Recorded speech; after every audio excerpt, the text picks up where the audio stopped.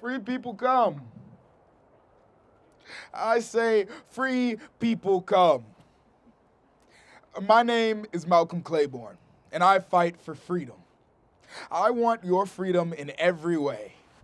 I want your freedom to vote as much as I want your freedom to choose between pumpkin or sweet potato pie. We know which one's better, though. I want your freedom to buy a house as much as I want your freedom to laugh with your family. Go ahead, laugh. Thank you. I want your freedom to an affordable wage as much as I want your freedom to enjoy a leisurely stroll down the cemetery on a beautiful fall evening. Do you all want to be free? Okay, then let's try something. When I say free people, you say come, okay? Free people. Come. Good. We can do a little better, though. Free people. Come. That's the spirit. I was born to Thomas L. and Fanny in Lancaster, South Carolina, 1839.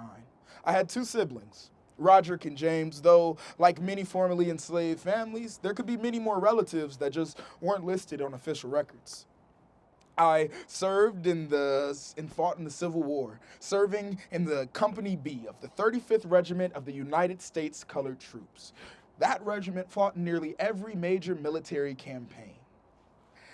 That being said, being a colored soldier in the fight for the Union was tough.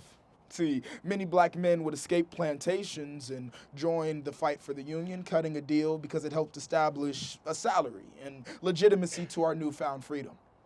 But for this promise of freedom, that meant apparently we had to endure sickness, malnutrition, and at the very least being looked over.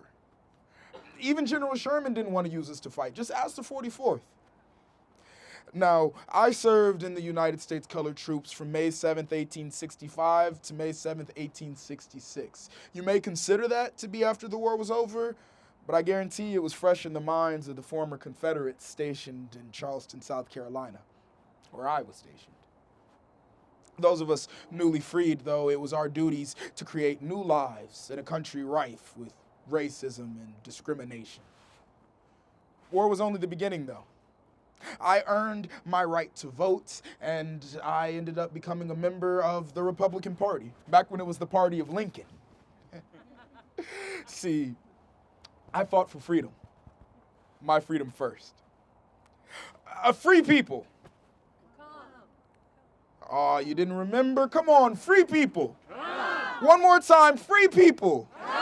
Wonderful.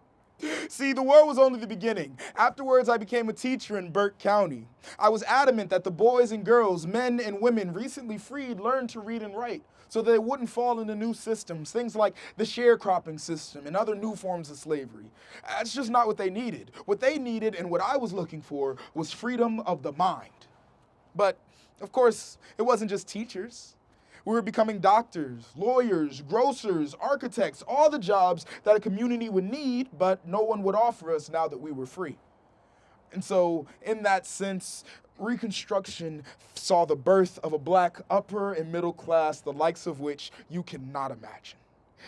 We were teachers, we had banks, there were proms and debutante balls. You can take my telegram later if you're interested. Of course, such a lofty fight for freedom can get messy. I should know. I served in the Georgia legislature the first year that we were able. In April 1868, I was one of 33 African American representatives voted to the Georgia House of Representatives, the first year black men were able. I served on the Committee of Privileges and Elections. Privileges, elections, freedoms, you guys get the pattern now. Unfortunately, I was also one of 25 African American representatives denied their seats by our white constituents. I fought for many years, raised many motions in order to get instated properly, as was our right, as we were duly elected. It took until 1870 for the federal government to intervene, overturning the decision and instating us properly. We made it, though. So in that sense, free people. Free people. I was killed later that year in the Georgia House of Representatives. I was arguing on the floor to have the House pages paid fairly, as is their right, as is their freedom. An argument ensued, and one gunshot meant the end, an abrupt end, to a lifelong fight to freedom. I became a resident here at Oakland. And now I leave it all to you to fight for such freedoms, as everybody does deserve such unalienable rights. I hope you enjoyed your walk tonight, but more importantly, I hope you never take such freedoms for granted. One more time, free people. Free people. Free people. Thank you all, and have a wonderful night.